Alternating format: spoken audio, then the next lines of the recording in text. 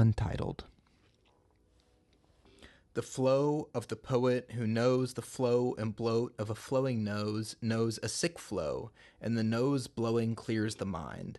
The nose blown and the mind of the ingester blown as well, all from the pressurized explosion of the congester, the holed-up clump of clogged snot, hunkered down in its bunker, sunken into sinuses and stuck so deep only a mucosal thinner could thin it thin enough to sneeze it. Me, the poet, wheezing, sending green and sickly liquid from my brain into yours. Open wide and eat it. Take it into your pores. Flare your nostrils like the spread hands of a wide receiver. Prepare your tonsils with 12 years of schooling. Prepare for retooling, for spooling and unspooling of the known rules and the sorry fools who would teach them. The preachers of each and every ineloquent, irrelevant form of literary rhetoric. If I have resentment, it is for them. And if I have further negative sentiment, it is too for them. And if I have sediment, that is to say, residue, dust, inedible, natural, no good, leftover specks to step on, that is too for them. And if the stepper is an elephant, all the better. And if the elephant sends word to her friends, my lady elephant, elegant with bow on ear, if she sends word, then there is word to hear, and the herd will hear it, and herd to the place of the heard words spoken, and further crush the dust, snot, blood, rot, deceivers, senders and receivers of false and clotted ideologies. My apologies, please. My lack of quality only resultant from my hackishness. Now lean back, easy, open. I've more here to be spoken, and just as much to hack. Now. Gross. Now, I will say that was written in 10 minutes maximum by myself as a joke, and it ended up being low-key fire. Is it based on how you've been feeling this week? No, it's not based on the fact that I have COVID, but it is based on the idea of a poet with not a whole lot to say framing what they would like, wanting to sound, I suppose, deep, despite having nothing to communicate or little of value to communicate, which we might see some of today. Today is a episode on spoken word. As you might see, we have our beautiful stage. We're doing our first ever Overgrowth poetry reading here on the podcast. Emily, I want to go ahead and ask you, what's your exposure to spoken word, and what is your general perception of spoken word poetry? Cynthia, you died for our sins, Thea. Now, Emily is referring, of course, to the film 22 Jump Street, which has a spoken poetry scene in it that I think is actually incredibly accurate and pretty much does a really good job of lambasting the genre. I thought that was 21 Jump Street. That's the sequel. It's the sequel? Mm-hmm. Oh, right, because they go to college. Right. So, yeah, do you have... Now, you've seen me perform poetry, which in a sense was a spoken word piece. And during that reading, and probably other readings, have seen other people perform their poetry. What is your experience like listening to people reading their poetry out loud? And are there any particular things that you do or do not like to hear or see when you do this? Or are you just basically absorbing it? Basically absorbing it.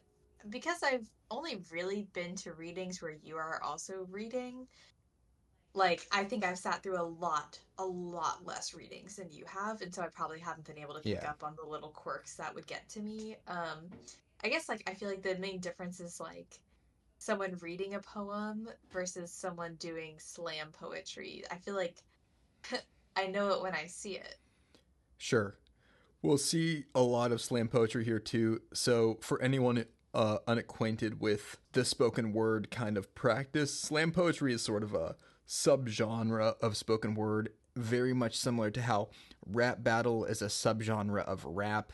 is a subgenre of poetry and music in general, certainly in the way that it is a more direct and performative and sort of theatrical, I would say. Theatrical is a really good word for it, version um, of poetry and of spoken word. And like traditional rap, which kind of prioritizes certain themes and patterns, um, you'll see a lot of repeated conventions in slam poetry. We'll definitely see some of them today, and I'll talk about them further. I've never written anything that I would consider to be slam poetry, um, and most of my poetry does not feature myself as the protagonist of the poem, like we were talking earlier. It's just kind of a piece of language trying to communicate something. So, um, Emily, without any further ado, I would love to get into it here. Do you have anything you'd like to add before we hand over the stage? Okay, the only thing I guess I have to say is what is the difference between slam poetry and the other genre of poetry that I've also seen on It's Always Sunny, death poetry, where they're like, man, in his head, so many things. Like, you know what I mean? Is that just another type of slam poetry? I would say that it's a genre difference, and Okay. death poetry is uh, both are. I don't want to. I don't know if I'd totally say that slam poetry is fully predominantly black. I think there's a lot more black people than white people for sure, or any other ethnicity in the slam poetry space. But I would say that deaf poetry is certainly a black space, Okay. and I would say is stands more in acknowledgement of its own aesthetic and purpose. Whereas slam poetry, if you hear a deaf poetry reading, it's meant to be a deaf poetry reading. If you hear a slam poetry reading, it's, and this is my perception of it, there is a broader spectrum of what's accepted, but people really tend toward convention. So, kind of in a deaf poetry reading, people trending toward convention is more accepted by like me, maybe by an outsider. You'd be like, this is a deaf poetry slam, or this is a deaf poetry reading. It's got maybe a touch more musicality. It's got sort of more familiar cadence that you hear sort of repeated. And this is completely, subjective, but I tend to like the deaf poetry cadence a little bit more. So you're right in saying that like they're almost married, but one of them I just have a preference toward, and neither of them are my bag. I want to make that very clear. I do poetry readings. My stuff is kind of conducive to spoken word poetry in general because I write naturally very sonically. Even when I write fiction, I really write with the sounds of the words in mind and with a certain musicality and rhythm to my prose. Which, who maybe who cares what I do, but I do have a kind of attuned ear to that sort of thing and really appreciate it when it's done very well. We'll see some videos coming up that do it well, and some videos that maybe don't do it so well, uh, and we'll talk about the differences between both. Cool. I will say I have seen, I feel like back in my Facebook days, there was a couple very iconic, I guess slam or maybe just spoken word poetry that are performed in a way that is very dramatic that like were popular that I did like. Like I think there's that really famous one with like the white girl and the black guy that trade mics, right? Have Yes, you that seen is a this very one? very famous Yeah, and one. like that's powerful. And then there's also the Simon Says one, which I found also powerful. Um, Certainly, and I want to but go ahead and yeah. preempt this with saying one thing. Um, you can say that it's powerful. The people that are actually exposed and watch this for more than 3 seconds are typically the people who do not need to hear it. Or, you know what I mean? That's true of a lot of powerful art, I would It, say. it, it is. And that's why, sort of overgrowth as a project. is really founded on the basis that like when you lead with the message of your art, a lot of the time it gets written off. Whereas when you lead with the art of your art and there is a good message behind it, a lot of the time it touches the hearts of people and colors their perceptions of the world going forward. So that's a really great point to make up front, in that I see kind of the objective of slam poetry and the culture of it as being a semi feudal effort.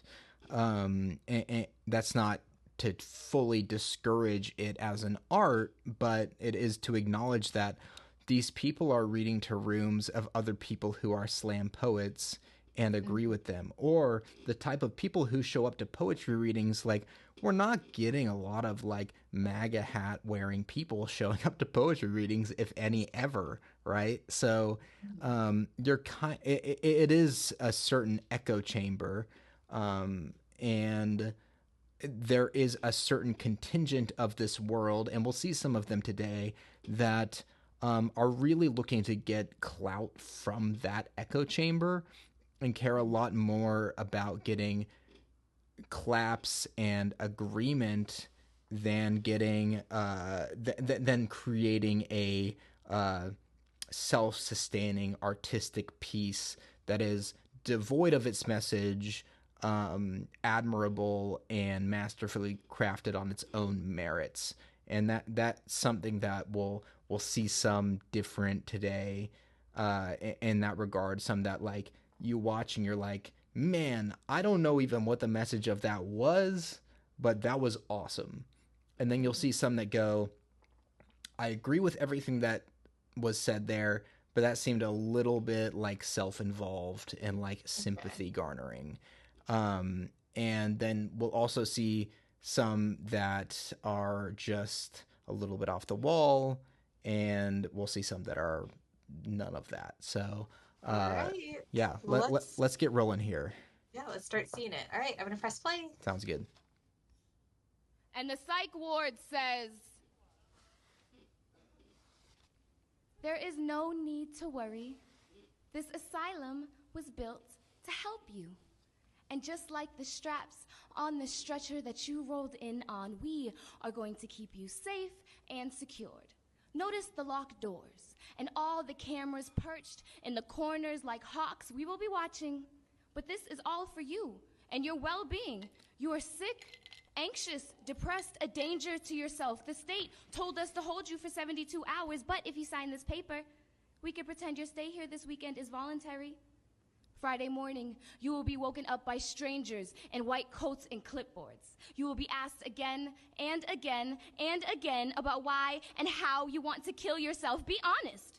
Remember, you are only here for 3 days, so take advantage of the 5 to 10 minutes you have with the doctors. But understand, he has a list of patients as long as his pay stubs. So you won't be receiving any actual therapy sessions while you're here, but we will recommend them as treatment for after we let you out. Until then, we want you to be comfortable, so sit back, enjoy the plastic furniture and coloring books. We have old radios with no antenna, but the static is still loud enough to drown out the sound of the woman screaming in 2B. That's just Cindy. She just does that sometimes. Well, she didn't always, but she does now, and until we can find the right medication, we are going to keep helping her, just like we want to keep helping you if only you let us. It's Friday morning, and you haven't even tried the meds yet. You're still lying to us about holding the knife to your arm like your parents haven't already told us everything. Just be honest and let us help you. Did I mention that the state only recognizes the existence of psychiatric patients Monday through Friday?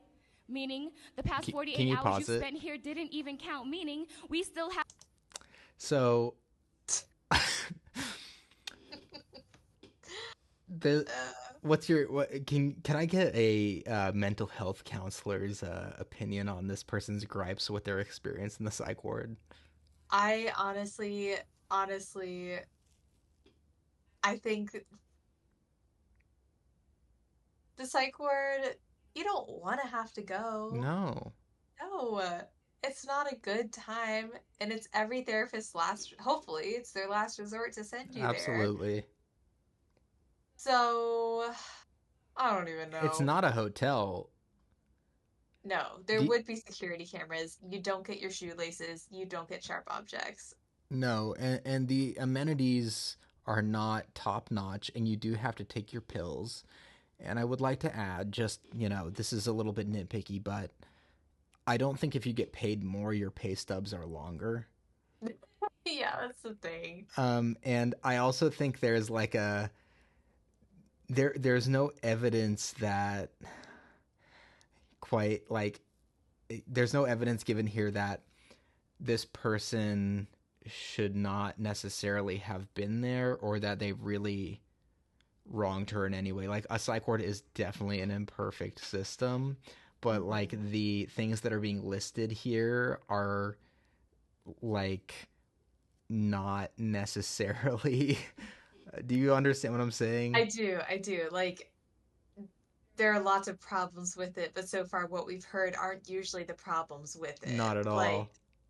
yeah, yeah, I think I know what you're saying. I mean, the whole thing with Cindy, I mean, Yeah, I don't Cindy know. does probably just do that sometimes. Cindy might be have schizophrenia Yeah, or and be some off her other meds. sort of psychosis. She might just do that sometimes, and they might be trying to fix her and Yeah, and get her medical attention. And you might need to accept that because people are unwell. Um, yeah. so this is we'll keep watching this one, but this is what a theme that we'll see is that a lot of poetry is complaining.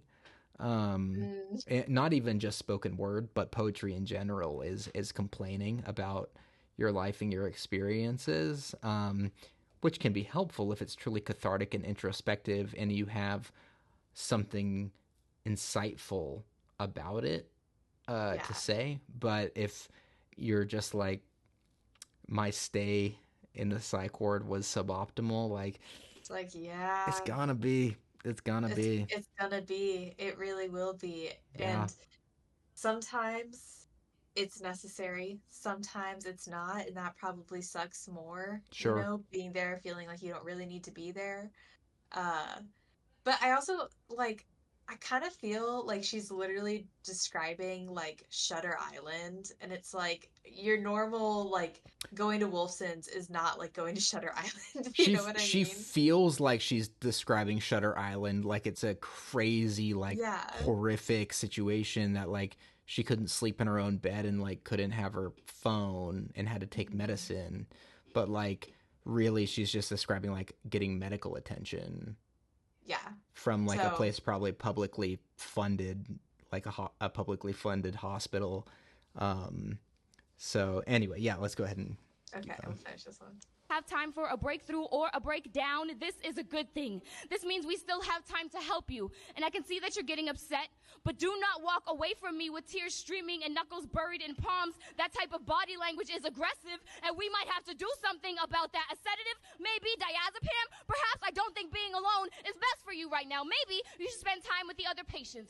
Get to know how they got here. Listen to them when they tell you got lucky getting placed in this psych ward. We are one of the good ones, and we want you to stay here. We figure if we keep you long enough, maybe you'll eventually start to fit in, or maybe if we keep you locked up, you'll eventually start to act out, and we will be right here waiting to prescribe you something to label you with the diagnosis. We didn't cause your social anxiety. We only heightened what was already there.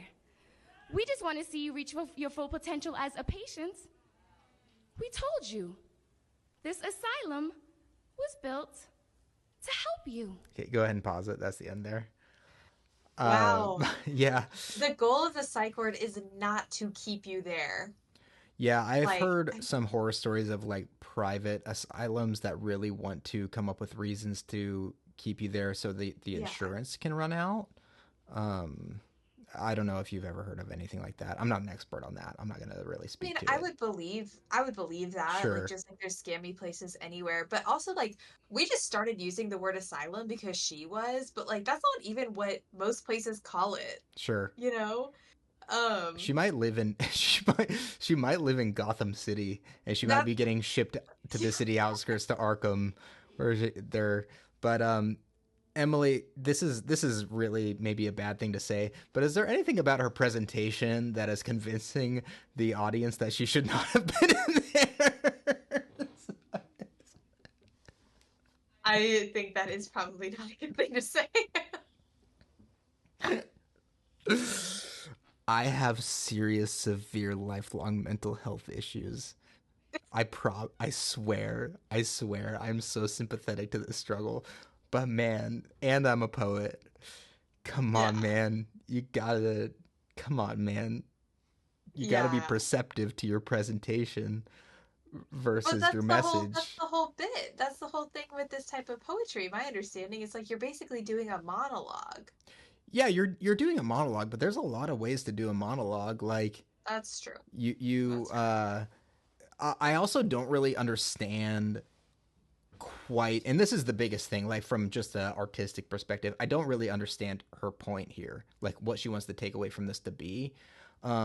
Which is fine. Like in a regular like poem, like I don't need to know what the takeaway is supposed to be unless the piece is really feeling like it's trying to communicate a direct takeaway very strongly. And this one Hmm. does, right? So it's like Yeah. she obviously wants me to think something about her experience in the psych ward, that it was bad, but I don't know what was so bad about it, and if she's looking to communicate that it was like that she was like very very unfairly treated. This sounds kind of standard to me. You know, I have Hmm. loved ones who have experienced this scenario and friends that have experienced this scenario, and they are not particularly concerned about whether the antennas work on the TVs for the time that they're in there, particularly because they're in there for something much bigger than that issue that's going Yeah. on. And this, I guess you can say I'm difficult. Okay. Or so I've been told, but that just sounds like it's coming from someone who doesn't know how to handle me. My apologies if you find me a bit too challenging. I mean, I'm sorry. I'm sorry that my past PTSD from my past relationships causes me to think that you can't be good to me. You say I'm being a detective, but I just think I'm being protective. Excuse me if my tone of voice is a bit aggressive. I'm just reiterating the fact that I was never the one to mess with.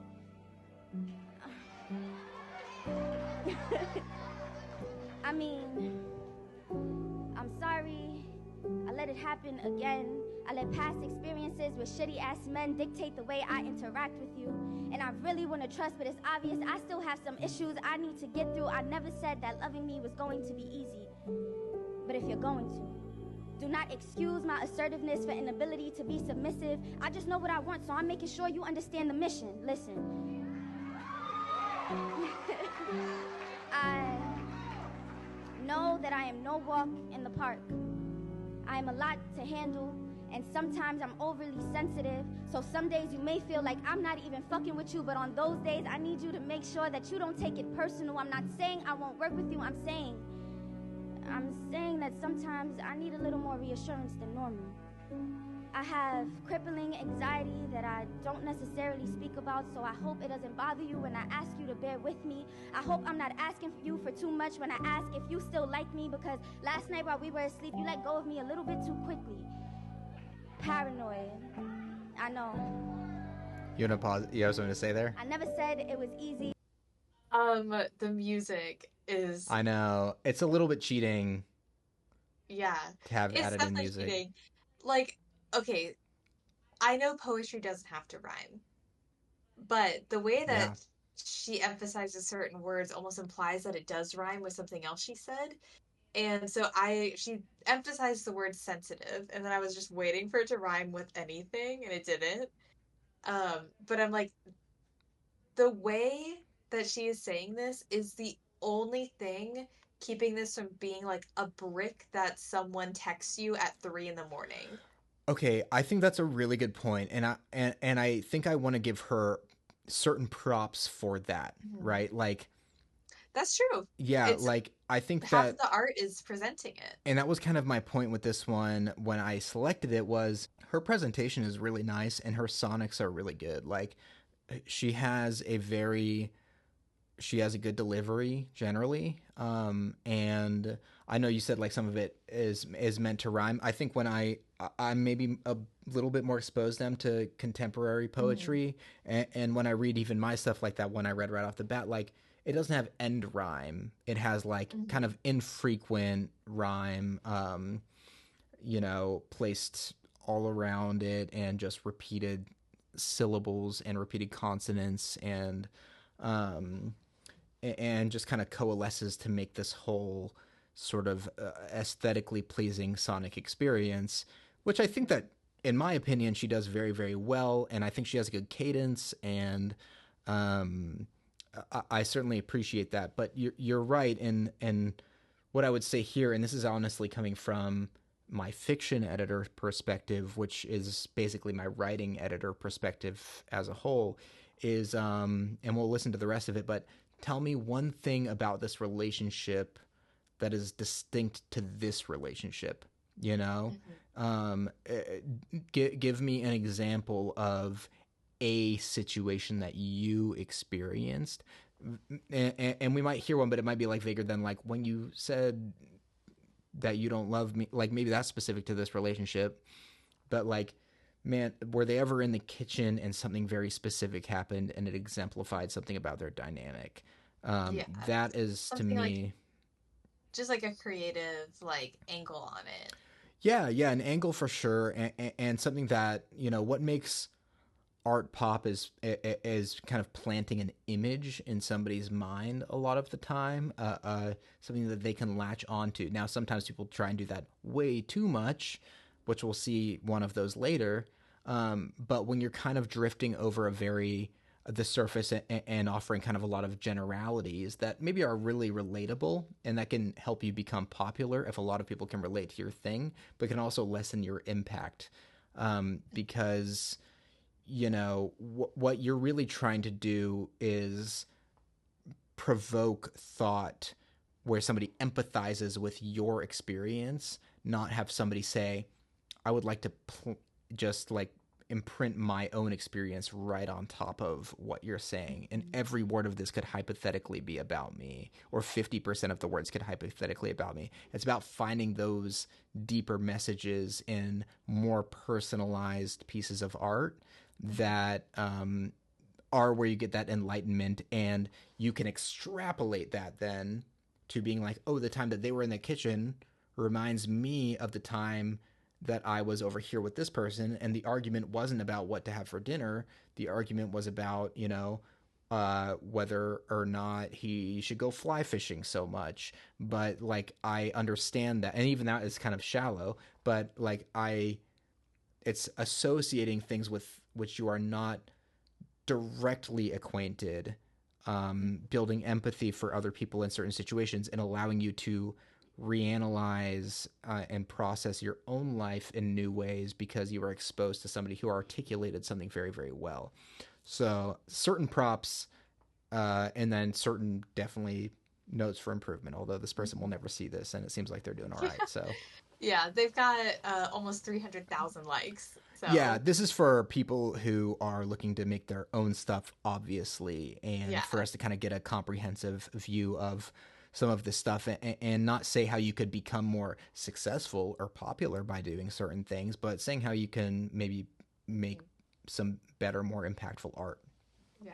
Just reminding everyone that I'm not the poetry brain, so I might Oh, sure. not be able to like see those good things right away, but No, that's totally fine. I like a man who gets up early, who seizes the day, because that means we'll have a few extra hours for us to play.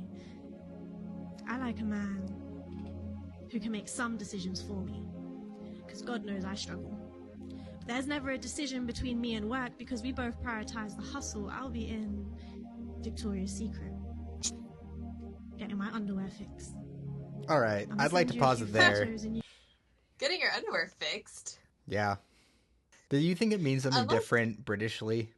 Maybe it just means like getting it like sized, or like, no. That's not what I meant. Like just getting it put together? Like, you know how we'll be like, oh, I gotta get my fix. Yeah, or like, I'm gonna fix you a cup of tea. Sure. I'm gonna get my underwear fixed. Like, I'm gonna go get underwear. I like a man who respects the hustle. I'm in Victoria's Secret. He's getting muscle. Spit? Mm-hmm. Go on. While he's at the gym on the stair stepper, I'm on the couch watching Pig Pepper. 'Cause I'm British and he's British too. Maybe we'll go to the Glastonbury Zoo. Damn. See all the giraffes with their long necks, long like my pay stubs. I'd be getting checks. That was incredible. Thank you. All All right. right, a bloke who's old enough to be a governor driving his Ferrari with the loud muffler. I see a girl I like, I might cuff her. Oh? Yeah, you like it smooth, I like it a bit rougher. How sexy is a man who can communicate? I think that's like the end, pretty much. No, My favorite game in school was Duck, Duck, Goose. Fairly simple, but as a part of Gen Z, you know I just had to ruin it. But rather than explain every new rule, I figure it'd be easier if you just followed along. Are you ready? Duck, duck, goose. You're it. Duck, duck, goose. You're it. Duck, duck, duck, duck, duck, duck. I'm hit, get down, run, play dead, duck, duck, duck. You don't get it. Nowadays, I'm having a real hard time telling the difference between school fields and cemeteries. Between hallways and shooting ranges. This man in jail. okay. I'm glad you stopped it there because that's really the best part of it. And I don't think the rest is really worth watching. I think the rest is probably more powerful, but he kind of starts and ends on this note. Yeah, sorry. Why did you pause it and say put this man in jail? Because he says he can't tell the difference between school hallways and the shooting range. So I think this man needs to go to jail. Well, I don't think that he's like looking at a school hallway with Terminator vision. I think quite the opposite. He just turned a gun on this very audience. I don't think you understand what his point is. I think you do understand what his point is. I understand. Emily, what do you think about this style of delivery for this level of horror? I think it's awful. Yeah, I agree. I think it's awful. I think that this is like, I think this is like one of those things where the problem is so like genuinely to the core horrifying and like evil and just depressing. Yeah. But at the same time, like honestly, people have tried. This has been a problem for so long, and people have kind of tried everything, and it's like I don't think he thinks this is going to solve the school shooting crisis, right. You know? But I think he's like moved by it, and this is like his thing, and it's like what he can do about it is express it. But I think this goes back to what you were saying earlier, where it's like the people viewing this are not the people that necessarily need to. Absolutely. And that's the point that I was going to make here. Like, do I agree with him that like there is an absolute horror in the idea of a school shooting and that they happen extremely frequently in America and that it is one of the most gut-wrenching, awful like scenarios you could ever possibly imagine? Absolutely. I think that if this guy and I were to come together on what we think, if we think that is bad and how bad we think it is, I might even think it's worse than he does because I would never write this poem because it sickens me maybe too much to do kind of the performative. Yeah, like on a level, it's like this guy is getting cheers and claps for Exactly. You know? Like I have seen so much more powerful, just like simple things about the same concept that have stuck with me. Like all of the kids' shoes outside of the White House, right? Yeah. Just I think there's enough powerful stuff out there that like doing stuff like this, it's almost like honestly, it's a little bit like low-hanging fruit to do this because of course people are going to agree. Like the juxtaposition of like a childhood game with the horror is like this is not an artful rendition of that. No, not artful at all. And I think a really good way to think about this is like if somebody were watching this now, you know, the kind of gigantic wave we had for a moment of school shootings has slightly subsided, right? Like, it's not every week another horror has happened. Stuff still happens. It's still horrible, obviously. But, like, there was a period of time where that was, like, at the forefront of public consciousness, and it was keeping people awake at night, and it was kind of the hot topic issue. Not saying, like, a hot topic, like, it should not have been, like, it absolutely should have been, and it was horrifying. But Emily, like, if somebody wrote a poem with this tone about, like, something somebody is experiencing in Palestine right now, like, and it was like somebody in America or like anywhere, just going, like, doing this kind of sort of cutesy, like, I would want to beat the shit out of them. Totally. Like, it would be so insensitive. Like, to a room full of people they knew were going to applaud. It's not like you're going to, like, Congress and, like, making a solid point or, like, harassing your local, you know, AIPAC supporter or whatever. It's like you're just going into what is, you know, this is a hot word, but an echo chamber. I mean, this is a poetry reading, right? For people who are all cheering for him while he's saying this sort of stuff for the rest of the video. And kind of making this issue your issue and getting applauded for it. And I don't really want to watch that more, but I will let you know that he ends this by saying duck, duck, goose, and tapping the mic and running away. Would this guy do this to a room full of school shooting survivors? Oh, no. That's a great litmus test. That is a perfect way to think about any of this. And I'll go ahead and add in here that, you know, I mentioned on a previous episode that I think 8 out of the 10 first submissions that we got in the fiction category for Overgrowth were sexual assault based or included it as a key part of the story in some way. And a lot of these were men writing about the sexual assault of a woman. I think actually all 8 were. And so it's like, and I think a lot of them were writing it from a place of trying to do something right, maybe. But it's like, would you feel you seem fairly confident enough writing this, like you seem fairly confident in your own ideas and perspective here, and like you're really getting at something. But would you submit this to be read by maybe a support group for these people? Absolutely. And I don't think you need to do that with everything you ever write. Like, you don't need to submit a bit about planes to a group of pilots or something, but it's certainly worth considering when you're writing about heavy topics and you really think you're doing something by doing it. Yeah. It's literally performative. Yeah, I know. Yeah, exactly. I'm going to try to cut to so I can see the very end. Okay. In a school field where children are playing. If you listen closely, you might be able to hear duck, duck, goose. Jordan.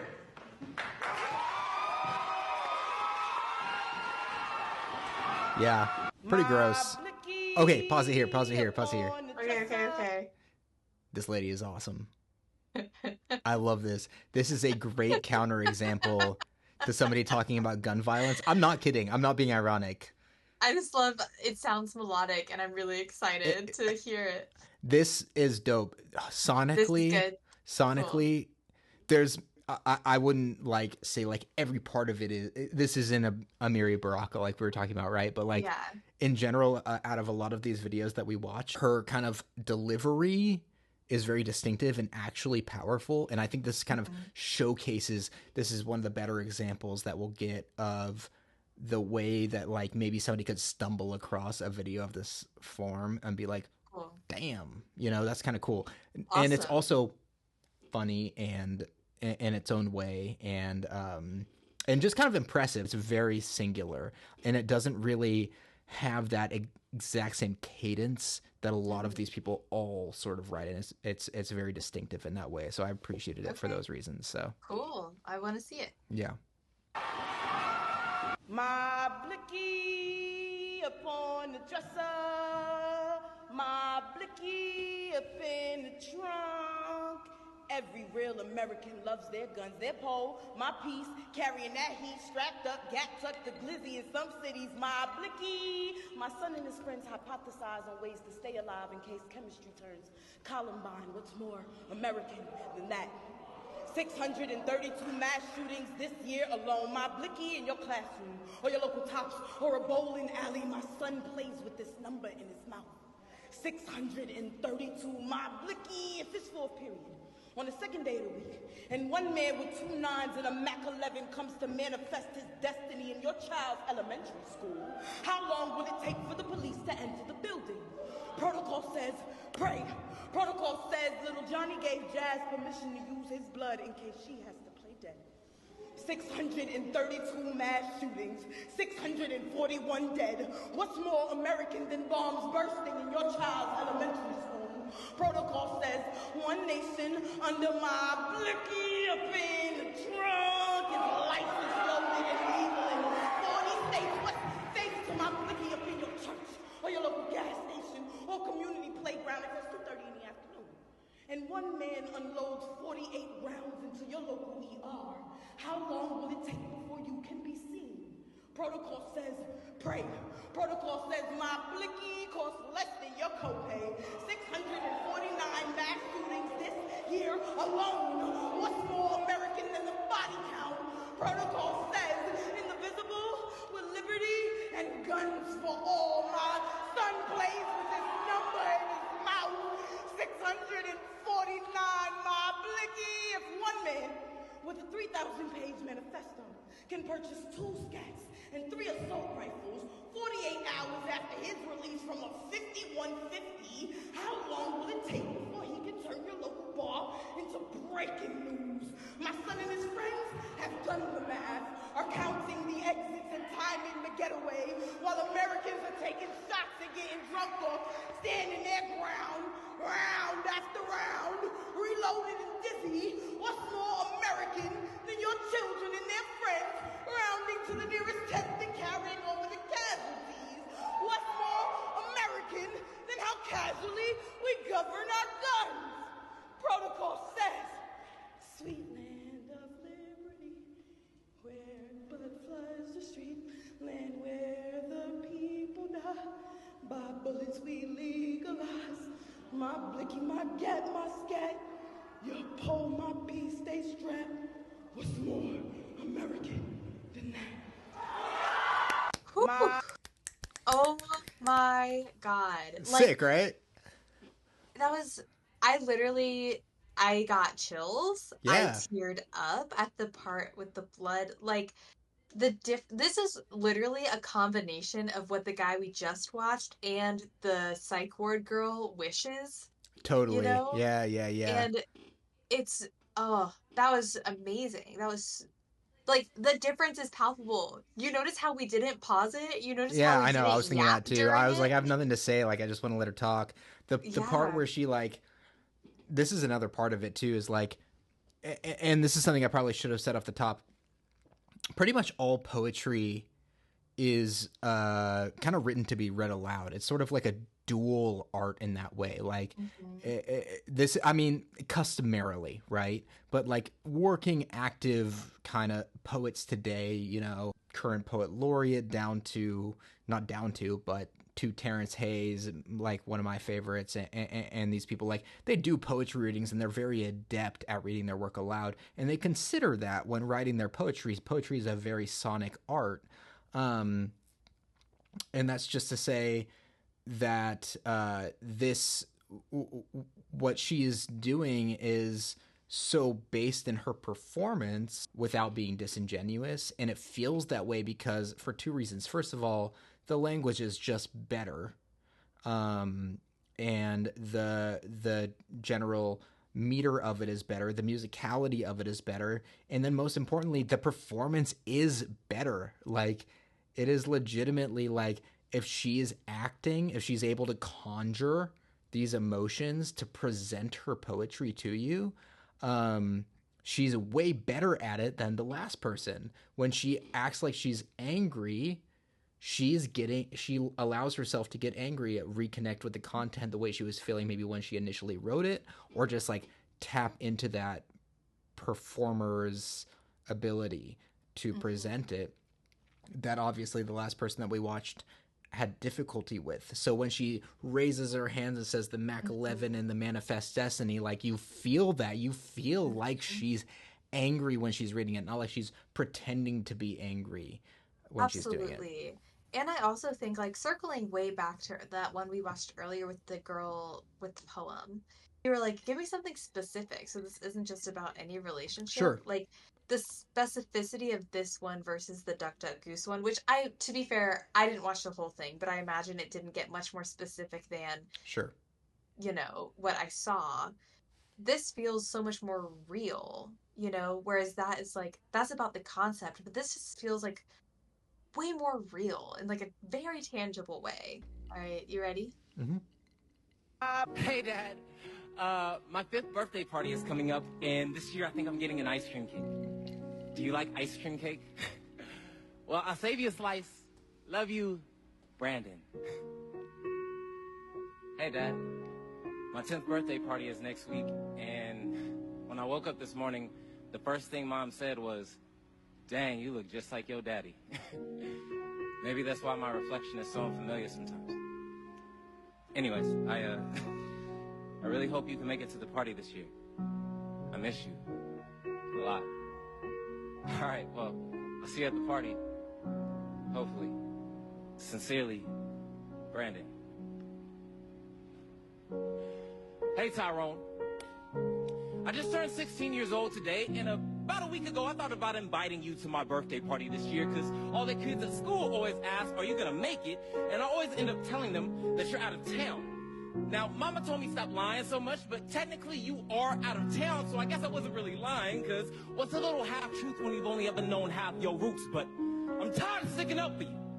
I'm tired of all these sleepless nights. I'm tired of coming up with excuses for your absence. I'm tired of trying to reform my self-image into something that you would consider to be beautiful. I'm tired of trying to earn the title of being called your son as if it wasn't my birthright. So you know what, Dad, or Tyrone, whoever the hell you are, I'm done.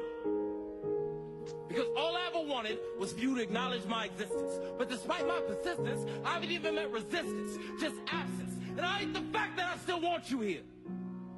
All right, and you can go ahead and pause it. This delusion, So probably multiple reactions to this one, right? Yeah, actually. I did have them, and I think that that's probably most valuable, is to have like both in one. So you can talk about virtues and maybe stumbling blocks of a piece. You know, what do you perceive here? Well, to be honest, I kind of went from I thought it was cringe to thinking that it wasn't cringe.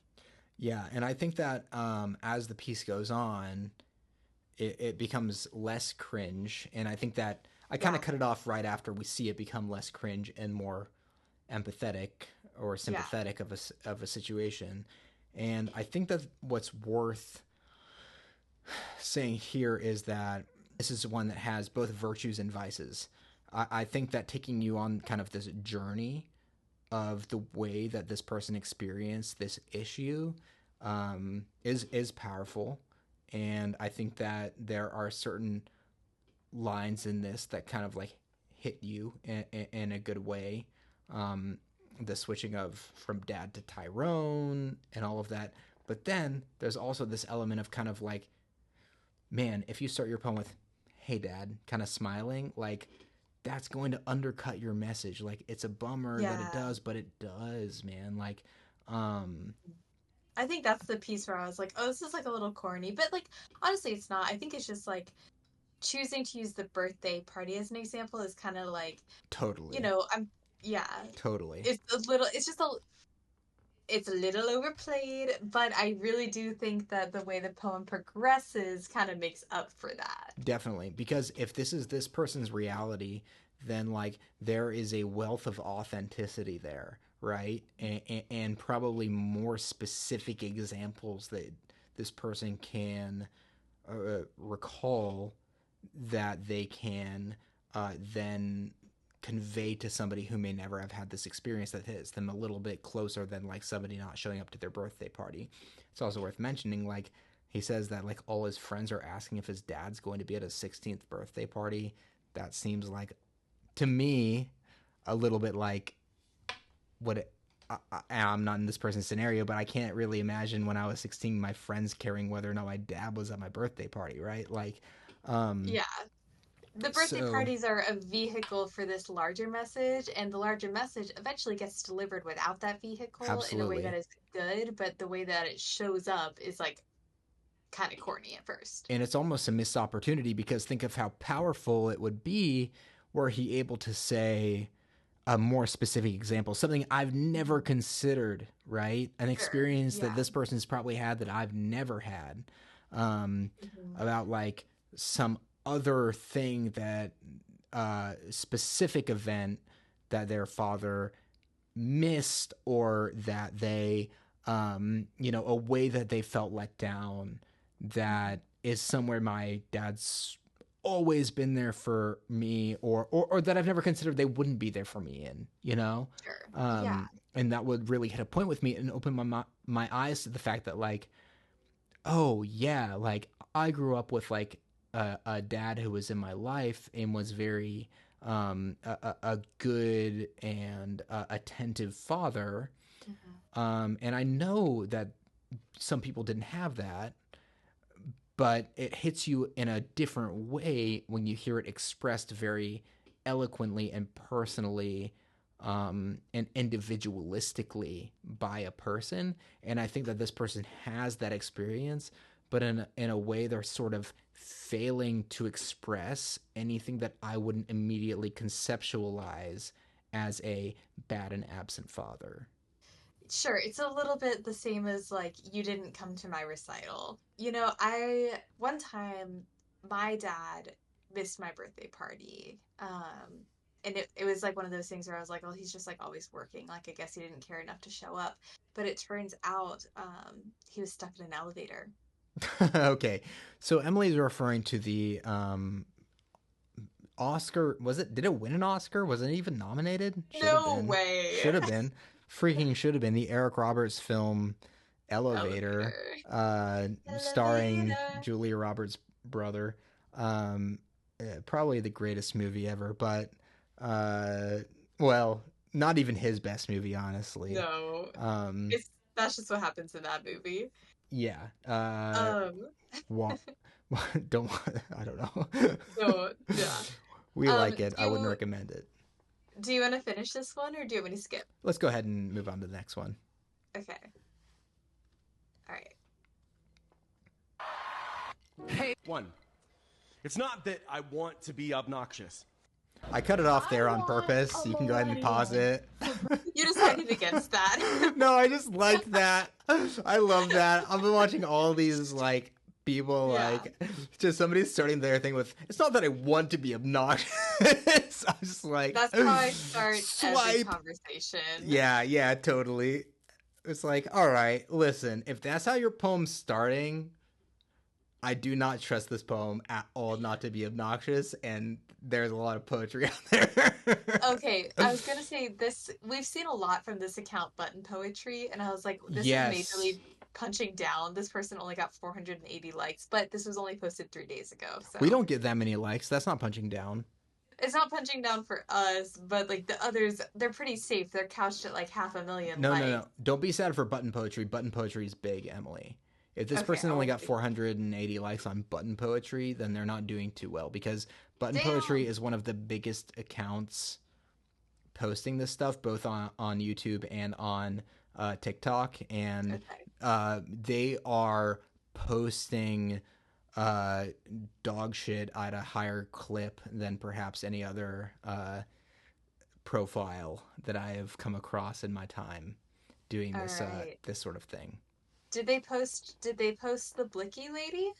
They might have posted the Blicky lady. So because they got some diamonds in that rough. Yeah, no, for sure. They post a large volume of this. I think maybe that speaks more to my taste in saying that like coming across a very high quality version of this sort of poetry it is rare for me. Okay. Next one, let's go. Want to be obnoxious. I want a millennial for president. Not quite Gen Z, but at least someone under 65 with enough life left to give a shit. My president. The underprivileged child grown up under homelessness. I want a president who works for minimum wage, with a boss that thinks that a minimum raise will make them stay. I want a president who watched the house across the street burn down in a meth fire. I want a president who had to sleep in their car. Not because they weren't good to drive, but because they called it home for some time. I want the mother of three. From Flint or East Palestine that couldn't afford health care in a city with water so toxic and air so thick you could barely see a future, much less taste it. Give me the miscreant. I want the president that's used food stamps, been gay bashed, laid off, and sexually harassed, whose mother slipped through their fingers on the respirator, someone with empathy. Give me a president with no electricity and bad teeth, one who turns towards poverty and says, come sit with me. I want a president with bad credit, one who uses the Bible as inspiration for humble, caring action instead of manipulation, one who isn't obsessed with appearing so Christian. Give me a Buddhist, a Skid Row resident. I want a president hell-bent on the betterment of the people with an immigrant lover. Facing forced removal. For president, I want a drag queen who's had to wait in line at the DMV, the clinic, Social Security. I want a president who had to have an abortion at 16 and face the angry mob of delusional wannabe saviors on the street. I want a president who had to hold their father's hand as he gives in to alcohol or oxys. I want a president who's been in love and in heartbreak and in therapy. I want a woman for president, someone who isn't afraid to say I'm sorry and learn from it. I want a president who's lived off spare change, who's scraped and prayed until the next paycheck, and who isn't the lesser of two evils. I want a president that'll admit they smoked weed and inhaled instead of exhaling all the talking points that we want to hear. And I want a president so goddamn queer, someone with that which you'd actually want to share a Bud Light beer. You had to pause. This reminds me, it's almost exactly like that post. Yeah, this is almost a copy pasta that was happening around the time of that the election happened. And my favorite take on that was just like, leave this poor person alone. That was my take on that, Emily. I was the one who said that to you. I didn't say that was my take. I saw it as a take that I heard. No, I know. I'm just saying, like, that you heard from me. This was my take on it, so I was gonna kind of go into it a little bit here. Oh, okay, yeah. Just like you're wishing the worst things. You want all of the horrible things in the world to happen to this one person. I know. It's like such a funny reading of it because, like, obviously the point of this is like, I want somebody in charge of this country who knows the struggles of the common person. Yeah. Not just the common person, but the person who has struggled the most.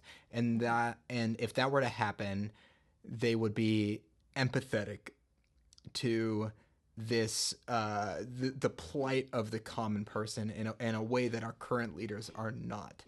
Is that true? Do I also want that? Of course I do. Yeah. I think that would be awesome. But the really kind of funny thing about this poem, which I don't know, does it seem suspicious to you that she wrote this? Because I saw this in like a lot of slightly different iterations right after the election. Yeah. So, and it's worth noting that her name is Silly Naylor. I don't know, oh, it's a really funny name. I'm sorry. I don't know if it's supposed to be pronounced differently, but silly. Silly. You know what Naylor. I think is silly? What? I think it is so funny to say, I want a president with an immigrant lover. I thought that was really funny too. Like, that's like not bad. I need to know that. I think that's what Donald Trump has. So true. But yeah, it's the idea that like there's a person out there who's like both of their parents like died horrifically. They have like every disease on the planet.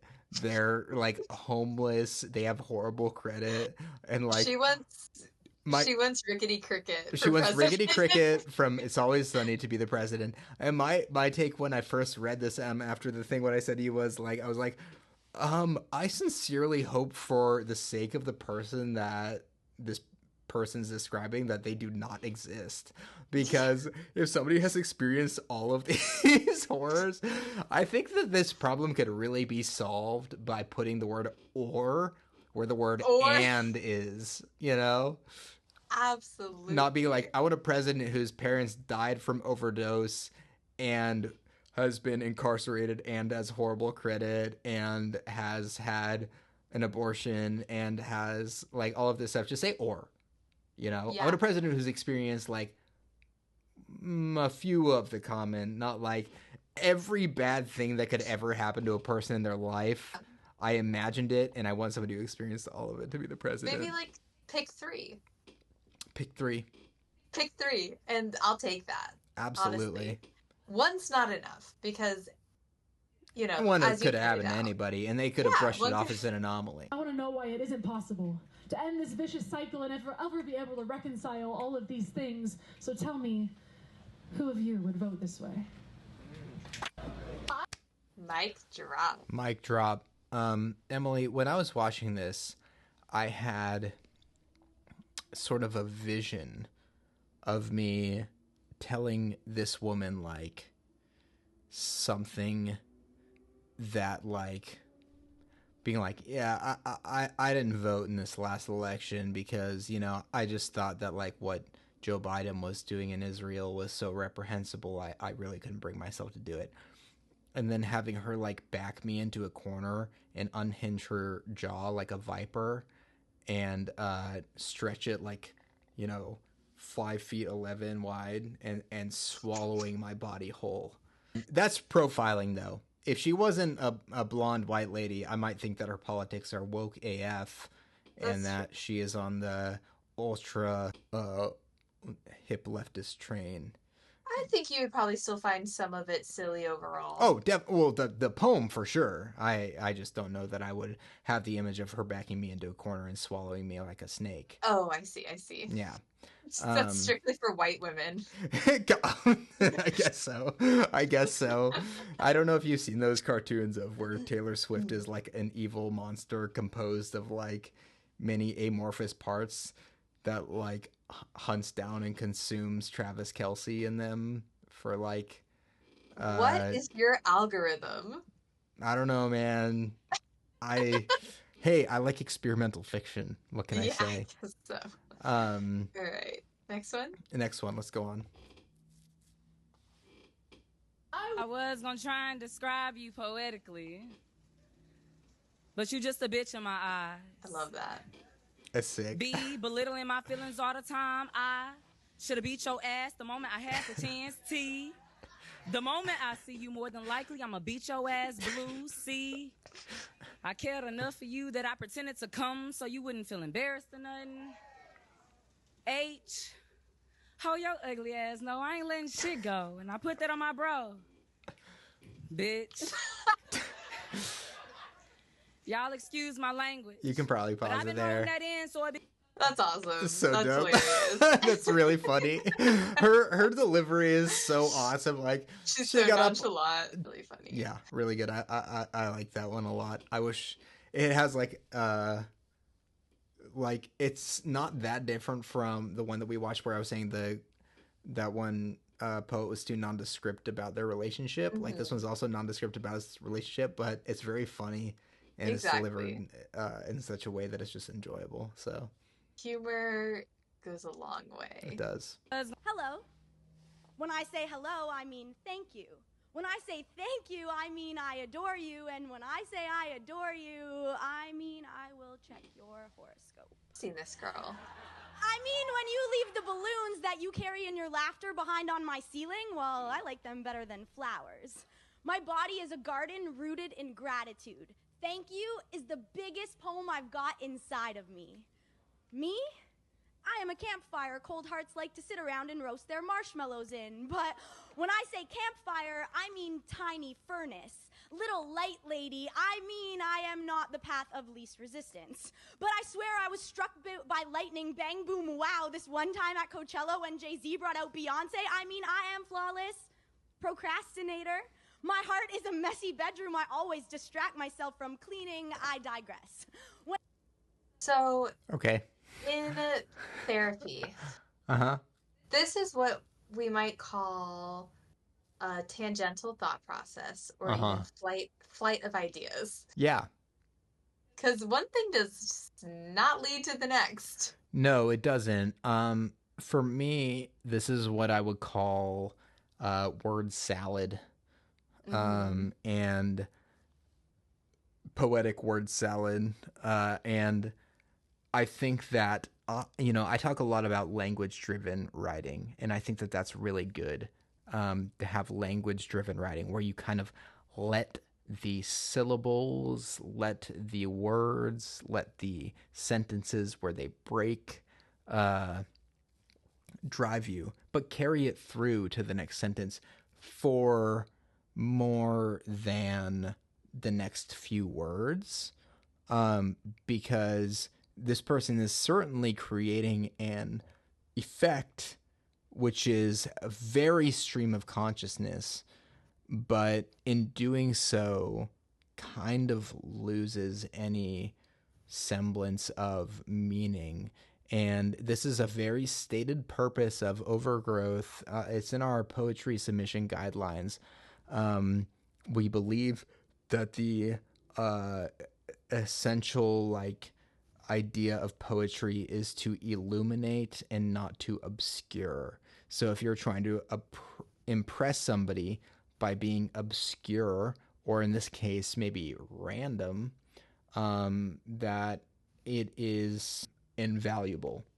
Unvaluable, not valuable. The opposite of invaluable.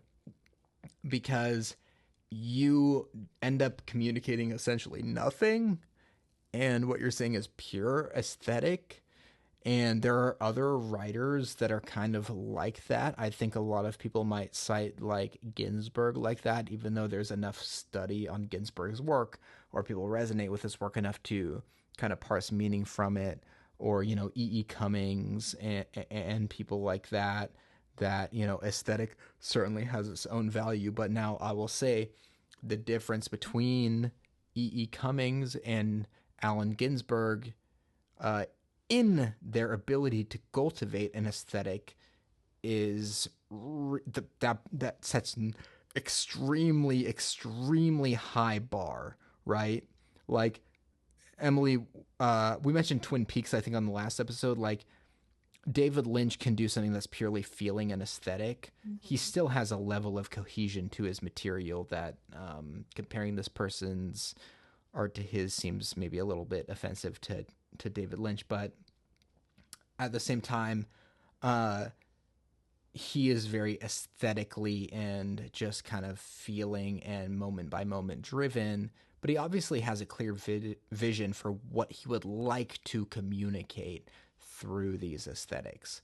And just listening to what this person has said thus far, I do not feel confident that they have something that they would like to communicate. I think they might. Okay, I'm genuinely interested then. What do you think that they're looking to communicate? They're trying to talk about the way they are in relationships, that they're the concept of being a giver. I give everything to everyone else and I don't think about myself. I guess that's what I took away from her poem. She was talking about how she is in a relationship. Play it for a little bit longer. Okay. When I say Beyonce came out, I mean fireworks went off and I cried. When I say I cried, I mean I taught the clouds how to cry for me, dig? I wouldn't say I'm sensitive. I would say I'm highly susceptible to feeling a lot. And sometimes there just ain't enough rocks, Forrest Gump. When I say my feelings are a box of chocolates, I mean I like to eat them. I also like to get high enough to look myself in the third eye, but when I say I like to get high, I mean sometimes after I shower, I thank the towel. Snap, crackle, or pop? Me, pop. I mean, I got this violent tendency to see a bubble and want to pop it, which is to say I have held love, But I popped it and locked it, then dropped it and lost it. I didn't mind. Love made me feel like I knew the answer, but when I raised my hand, I was the only one in the room. What I mean is, have you ever felt the ache of swallowing starlight? I changed my mind. I don't think she's saying anything. I know. I was like, okay, it's probably just because you haven't watched enough of it to know that, like, you've heard her stay on one subject for long enough. Yeah. Right. The first sentence really tainted my whole idea. Then I remembered we were talking about Coachella and it didn't make sense. Yeah. Dear Steve Harvey, ever since you told women to act like a lady and think like a man, I've been seeing more women take their own trash out. Reposting Justin Little Boy and how they don't. You've been seeing that ever since Steve Harvey told more women to act like a lady and think like a man? You've been seeing that.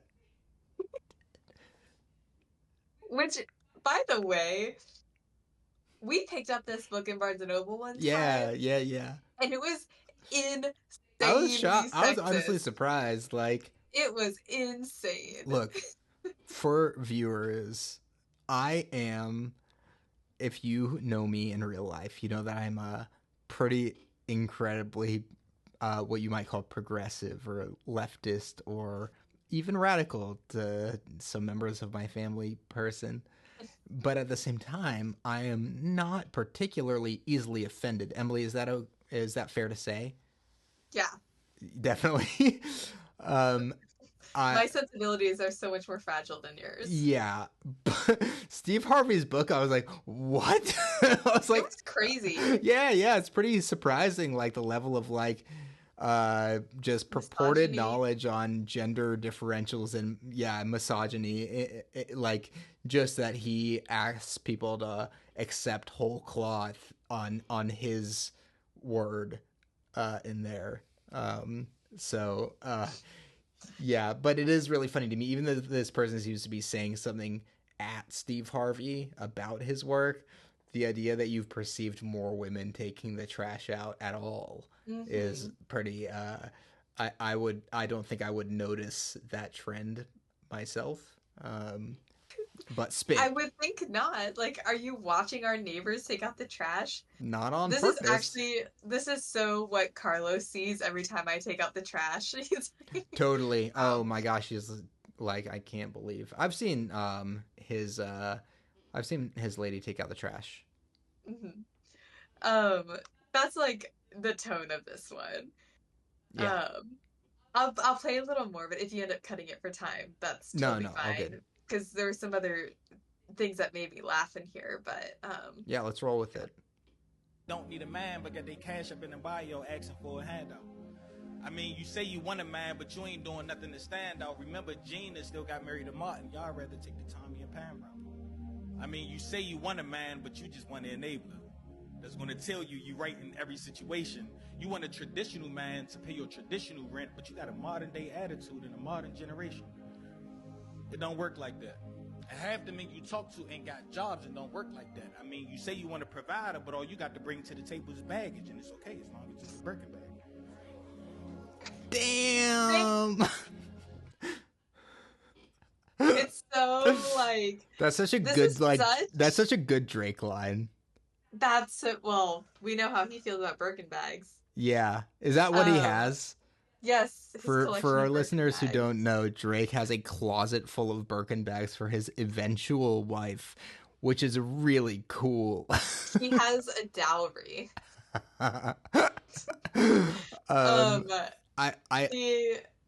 go this ahead. Is just such like, it's so like incel-y, you know? Like, yeah. You want a traditional guy to take care of you, but you have a modern attitude. It's like, okay, sorry, I'll get right on that.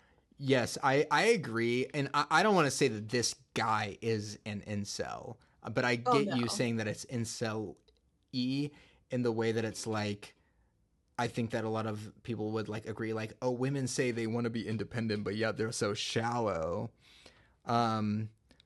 but I don't believe that, but I don't run in this person's circles either. I've been in a relationship with you since I was 18 years old, so neither of us have ever dated as an adult. So like a lot of the time in this, I come across like this sort of stuff, and it's like more foreign to me feeling than like anything else. I don't think that this is like a trend nationally, right? Like a trend like with how women act, but I don't hang out at the places where this guy hangs out either. This is like the guy that would put 6'5" because it matters in his Tinder bio. Is that saying he's 6'5"? Yeah, it's but like because it matters, also, because being like because you're shallow. Exactly. Yeah, cool. Damn. You got it. Yeah, I got it quick. Yeah. So you're I haven't seen this guy's whole thing, but it's not because that's a little bit confusing to like immediately call out Steve Harvey. It feels like a call out, but is it a call out or is he? I think he's thanking him. Oh, okay, gotcha. Because I was like confused about his message because, like we said, Steve Harvey's book seemed really misogynistic. And if you start with, "Dear Steve Harvey, ever since you wrote about this, I've noticed women being more independent," then it seems like I'm a little bit confused as to what his message is. Yeah, well, I think the difference is if you or I were starting with Dear Steve Harvey, we'd be like, I thought your book was awful. And he's like, you know what? You made a positive change. Yeah. In my life.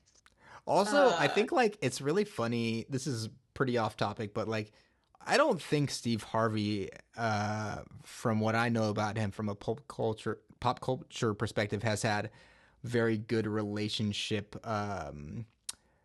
success, shall we say. No. And usually a lot of the people who are offering you relationship advice, Jordan Peterson, Steve Harvey, you look at them and you realize that in Jordan Peterson's case, he's addicted to Xanax, eating exclusively beef, has been hospitalized, and is crying all the time in public. So what if you get better, but that better isn't in time for me? What if you're only better for the next woman that you see? Something about taxis, lights suddenly on. Why do we only appreciate someone once they're fully gone? What if you get better and that makes me feel worse? Is that still love then if jealousy hides next to the lip balm in my purse? Because I'm disappointed you're not the person that I created in my head, and I trusted too deeply before I saw where that trust led. So I went back to God. I said, just let me see what could have been true. I don't require much. Please, just one more dream with you. And suddenly I wake up. I must have fell asleep in your car. But we haven't moved much. The road doesn't go very far. And there's caution signs everywhere. Stoplights, detours to see. That like, and you're haven't gone very far. That like little pause, that is such like an overplayed cadence in this genre. It is like, I can't with that anymore. Also, like, my jealousy is next to the lip balm in my purse. Like, that sort of phrasing of something. It's just like, it's done and done and done, man. These are those little evil special treats I picked out for you. Yeah, I know. You're really giving me the good stuff. This is interesting because it's the first one that I think that we've watched that's not like actually done at a performance. I found a couple like this. And I know. Okay. But this one is also interesting because it is the only, I think, real consistent use of end rhyme that we've seen. Like, this thing is written like it's from 100 years ago, and that is kind of a lot of people still write an end rhyme because what they've primarily been exposed to is end rhyme, whether that's just because of songs or and sorry to clarify for anybody who doesn't know, end rhyme is that it's a very obvious thing. It's when your one line ends with a certain sound and the next line ends with a rhyming sound. It's not really very popular in contemporary poetry. because it just kind of feels antiquated. There's a lot of other, kind of sonic and rhyming and consonant and alliteration, a lot of techniques just to create kind of pleasant sounding audible poetry without doing this kind of more obvious, like Shakespearean, like this one ends and then this one ends and then that one ends. I mean, that's how he wrote his sonnets, not how he wrote his plays, but it always feels a little bit silly when you hear it modernly, outside of the context of a written and recorded song. We actually received one though, and I won't give it up because we didn't end up publishing it, but the mountain poem, the coal poem, and it was beautiful. I really liked it. It was highly held in consideration and was not eliminated from the publication because of its use of end rhyme at all. In fact, I thought it was pretty interesting that somebody really managed to pull it off pretty well, and still have like a fresh, impactful feeling poem with it. But I would say if you're using end rhyme in your poetry in 2025, you are kind of fighting a bit of an uphill battle. It's not a disqualifier. She's doing just fine on TikTok. She's doing fine on TikTok, but she is not doing.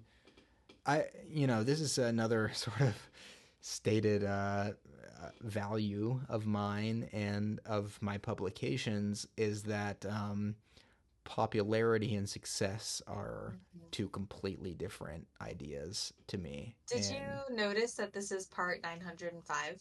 No. Dear Lord. Something to be said for longevity. This is the true. LeBron James of long and rhymey TikTok poems, I suppose. Yeah. Except for that LeBron James is really fucking good at basketball. I think we should finish this one. All right, let's go. And at the very end of the scenic route, there's a person. Wait, that's me. And she opens up the car door and blows a kiss to the man inside. Tells me to get the hell out of my imagination. Which to me has only lied. And I tell her, but we'll be stranded. There's no one else who will come. She says, stop being so dramatic. I promise you he's not the one. And I'm dumbfounded on a dirt road. What do you mean? What do you know? You really think your soulmate would risk letting you go? What if you get better and that better isn't the best that you could be? What if him getting better is just a deflective block you choose to see? Because none of this is for you. A hard truth to swallow. Would you still be proud of your footsteps if all your future daughters were to follow? Because if you stay with him, they won't even exist. The dream life you've been working for, of none of this will consist. And you're so stubborn and set on a rose mixed into cement. With us. If your dream man were to hurt you, don't you think he'd at least repent? And then she gets into a car that I'm too anxious to drive. When do you grow out of being the person that you became just to survive? And she starts driving so fast, I feel nauseated by the speed. The roof of the car folds down a day with me, that's what you need. And her hair flows so freely, her smile brightens the sky. This is who you could be if you let yourself say goodbye. I think that's enough. I think you get it. Dude, trapped in the drive-thru Weird Al vibes. Yeah. The story's going on too long. I also like... This is something that actually you pointed out to me one time in Taylor Swift lyrics, like not the old stuff. We were just listening to some old and some new, and it's like it seems that she used to have sort of a better sense of meter and just the fact that like not cramming syllables into something that uses end rhyme and has to like you have a certain amount of beats, right? And you want to use those beats, and sometimes you can double time it. And sometimes you can skip one if it's like still aesthetically pleasing, but you kind of have to end on the same beat without sounding like you jumbled something up really bad. And you are in full control of that. So if there are some words and you can't fit all of them in there and still land on the rhyme at the same time as you did in the last line, guess what? I have great news for you. You can rewrite the line and find different words to express the same idea. And so there is some in her stuff that is like, I'm time. And, that's just a good note for anybody writing poetry, especially with end rhyme, because that stuff needs to flow. Like, you need to be hitting that end rhyme perfectly for that to flow. And I will say, I did get several submissions in this first submission period that were like, you would have one line that ended in, something something cat, and then you'd have another line that was like way longer and ended in hat. Not that necessarily, but just, when you're reading it, it doesn't sound like, Dr. Seuss, right? Like, Dr. Seuss, actually, his lines were the same length and amount of beats as each other. Same with Shel Silverstein. Same with, if you want to go back further to people like, William Blake and Shakespeare's sonnets, and people who actually used end rhyme in maybe a more serious way. They also had a certain amount of syllables and beats to their poetry, and that's as important, if not more important, than the presence of rhyme in your poetry. So this next one, I think we definitely have to watch the whole thing. Should we go ahead and say ahead of time that this is maybe this is up there from no? No, this isn't that. Oh, this okay. One. Sorry, go There's ahead. one in between. Okay. But I do think we should watch the next one in entirety because the last line is really important. Okay. The woman you've settled to be. What if you... You're so quiet. It's the quietest times where I feel the loudest. Sitting silent in the corner, moments that aren't my proudest. I try to turn my thoughts into words instead, but the closest I get is mutters under my breath. I guess that's why people opt to leave me alone, leaving me with more thoughts on why I should go home. I fear letting people into my reality, which is why I'm labeled as pretty with no personality. On the contrary, I'm as interesting as I am seemingly... First of all, major flex. Be like, I guess I know, humble brag. People just think I'm pretty.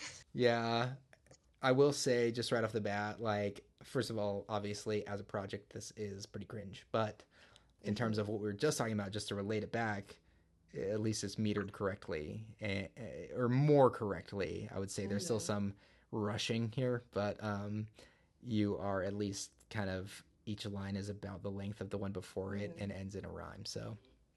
It's Samar poetry. It's what? It's Samar poetry. What's Samar poetry? ASMR. ASMR.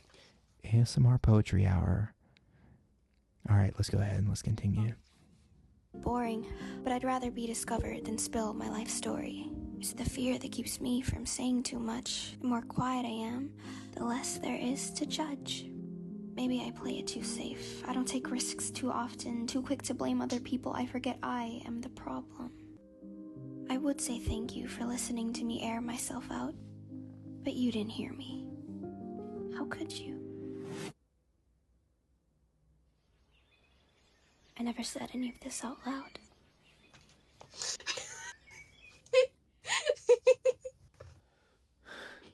No twist endings.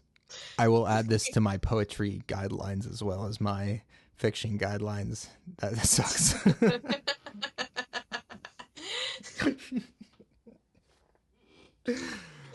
Welcome to the Maxwell torture chamber. Can I be honest? This is the... Yeah. I thought that I guess she's wearing different shirts, but I assumed this was her talking to herself. Like her, maybe her internal monologue in her more conscious whatever. She's in conversation with herself, but I guess she's saying this to somebody else, even though she's playing both roles. Yeah, I mean, you're just not familiar with POV content on TikTok. Okay, hold on. Now, I have a serious issue with this, and this is a photography issue. And you know what I'm going to say, right? I know, and I don't think we should get into it. I'm going to. Okay. People have lost the idea of what the meaning of POV. POV means point of view, meaning that it's shot from the point of view of the other character. So if these two are talking to each other, their point of view is one of them would constantly be looking at the camera and receiving what it is. this camera is placed in what we would call, yes, a reverse shot. But neither of those shots are from the point of view of the other person. They're both from the point of view of the table where I assume this camera is placed. So, or, the cabinet behind the table. That is the POV of this shot. So, Emily, that's not saying that you said anything wrong about POV, because people are always like, POV, you walk into a room full of lights, but it's a video of them walking into a room full of lights. Now, if it was a POV of you walking into a room full of lights, it would be from your point of view. You'd never see the subject. The subject would be the room. I know. So just imagine they're saying imagine. When they say POV, what they really mean is imagine. I know. Yes. No, you're completely correct. And it's like one of those things where like language changes meaning, but that is usually for language that is kind of like becoming maybe outdated or co-opted or whatever. But I am not yet willing to relinquish the meaning of a still actively useful term like POV in a specific art form to just be completely misunderstood and misused by people who are misusing that exact same form for usually just clout. And yeah, that's me. But that's just me, though.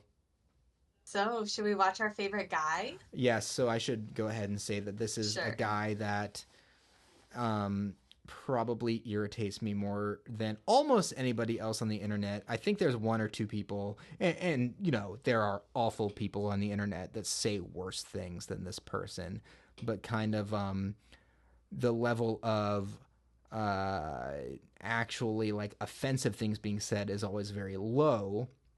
Whereas the level of offense that I take to the content is incredibly high. So let's go ahead. Give them to me. I went to McDonald's at 6 in the morning and had large coffees with the truckers and the sunrisers and the old timers who read the newspaper together and who always say goodbye even if they don't know each other, even to me. And two construction workers start to talk to each other, even though they are at different tables and they are sitting across from each other in the dining area and they have never met before and everybody can hear them. Do you need a second? No, I'm fine. I've seen this one before, like in general. This guy drives me crazy. He's trying to act so deep by giving these like little anecdotes, and it's difficult to articulate this sort of thing without just sounding like an absolute hater. But I promise I want every poet to succeed and to make good stuff. But something about like his tousled look combined with his seemingly like I don't know what I'm about to say presentation, or whether or not it has any meaning, is very irritating, because he is obviously chasing a very specific aesthetic, which is fine. You can chase any aesthetic that you want, but I feel like he's very disingenuous about the fact that he's doing it. Like, it's so nonchalant and so flippant, and so like he's constantly stumbling into realizations and doesn't know whether or not this matters. I have an impression of him. Okay. Gotta get my notebook. And I ask, how much wood could a woodchuck chuck if a woodchuck could chuck wood? I don't, he speaks like a little bit, he's got that Adam Driver T to him, like that, the way he says his T's, like he has his T's really hard, where I think Adam Driver just does that because that's how he talks. I don't believe that this guy does that because it's how he talks, because everything he does is so affected. But yes, Emily. One is older, one is younger. They chuck wood together, even though they don't know each other. Yes, that is him. That is him. And it's like, he's saying something that he knows, like, you could maybe extrapolate meaning from, which in general, like, I'm a fan of in poetry, but I just feel like he's doing it, like, I don't want to say cynically, but he's offering you these like little scenarios as if he's unsure of whether there's any meaning in them. And your job is to kind of communicate the fact that there might be, and then illuminate it just enough for the reader to have an experience with it. But he always leaves it so just like ambiguous and like, and that's just what I saw. That's just what happened. Yeah. That it is like an undercutting of the practices which I value, which I think is why it gets to me so much. But yeah, let's. One is older and one is younger, and they talk about fishing spots and company names and what their dads used to do. Eventually that talk turns into talk about their favorite towns and their daughters and their wives, and how one of the man's wives died when he was 34. They talk about money and medical bills, and the other man doesn't say, "I'm sorry." He just asks for her name. And the old man says it cleanly, because it never gathered any dust. And the two men don't know each other's names, but they know their wives' names. And one says, "Thank you for your service," and the other says, "My friends were in Vietnam, but I mostly just stood there." And sometimes things are longer than they should be, and sometimes they are shorter than a good dream. And they didn't say goodbye or shake hands, they just said, "Nice talking to you." Alex, I'll take things that didn't happen for 1,000, please. Oh, absolutely. It didn't happen. And, you know, the shame is stuff that you come up with in poetry doesn't really have to happen. Like, it's kind of like being a stand-up comic. Like, there's a great, Lord forgive me for mentioning him, but, or following, forgive me for mentioning him, but, like, Louis bit where he goes, like, I was at the DMV yesterday, or not, it doesn't matter, it didn't really happen. And then he like goes on with the bit, and it's such like a good point, because like we know these guys are making up most of their stories, or at least most of the actual interactions that happen in the stories, or the way that they went down. And you can do that in poetry too, but with this guy, it's just like it feels so manufactured. And I think, like I said earlier, what really irritates me about it is he, like, the idea of two guys meeting and never exchanging their names but exchanging their wife's names, like, there's a good poem there, you know, like that's some good characterization. It does say something, but then like it almost is like such wasted potential of like an anecdote that could be extrapolated into an experience, right? Yeah. Like if you were to acknowledge the fictionality of it, or at least present something that seems on its surface less like it didn't happen, and like you're trying to fake it, then like if you can pull it off better, you could maybe get a good poem out of that. I honestly feel like he's pretending to be blue collar. Oh yeah, or he's like definitely romanticizing the blue collar experience between these two people, while he is like a social media poet who writes what I would consider to be kind of like hack deep poetry. But I would love to finish this one because I am familiar with this. And all McDonald's coffee sizes are the same price, so you might as well get a large. I went to McDonald's at 6 in the morning. So that is the part that annoys me the most, because he freaking is just starting to touch something, and then he just like says another thing that means basically nothing. We've watched a lot of things today with good messages and bad execution, so I would really like to follow that up and end this on a note that people might not be super happy about, but is bad messaging and phenomenal execution. All right, let's see it. All right, Howard. You know how we get down. It's on you, my baby. All right. Hey, yo. I got a beautiful wife, kids, and a gorgeous home. What would make me jump in the tub with a cordless phone? I'm straight vicious. I hit you with plates and dishes. Leave you with 8 stitches. When I'm gay cause I hate bitches? Slut, don't be nice to me. I've had it with girls, and I'll still be mad at the world, even if it apologized to me. You're hearing the last thoughts of a man about to blow his fucking brains out and fall back on a blood-stained blouse on top of his spouse spread out on a blood-stained couch in front of his kids that he just killed in the same house. I'm sickening Boy George, picturing Michael Jackson in a little boy's drawer shopping at toy stores. If Shady said it, Shady meant it. I stayed a minute. I'll throw a stroller at you with a baby in it. Go ahead, pull the plug. Think I won't slap you. I just dropped the fucking pill, Mom. Don't vacuum. You gotta spit something.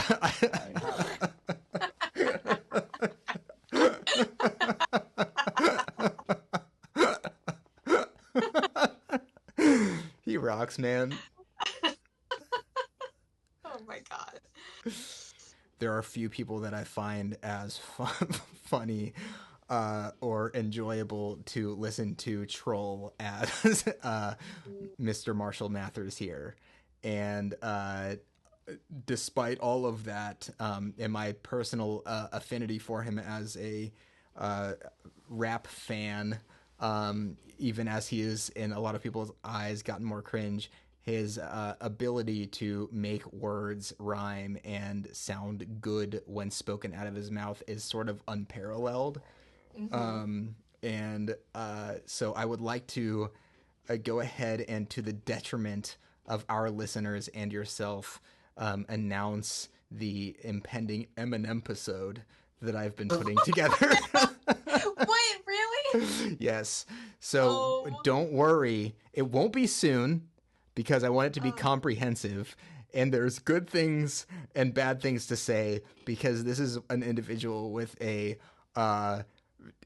incredibly storied career filled with ups, downs, masterful skill, and insane cringe moments. But there is a forthcoming Eminem episode in which we will be breaking apart the many virtues and many vices of the complex character and cultural phenomenon that is Marshall Mathers. So tune in for the Eminem episode probably sometime in the future when Emily is unavailable and Tommy is available. Oh man, and tune in for our Valentine's Day episode. Yes, we have a Valentine's Day special coming out on Patreon in which we will be going over some Technicolor practices, breaking down certain aspects of film, old film for you guys, and talking a little bit about photography and fiction and that specific period and era of film. It's something I love to nerd out about. So if you're not subscribed to our Patreon and you're interested in anything that I just said, or if you're interested in general in supporting Overgrowth, please subscribe, and we would love to see you over there as well. Alrighty, till next time. Bye. Bye, y'all.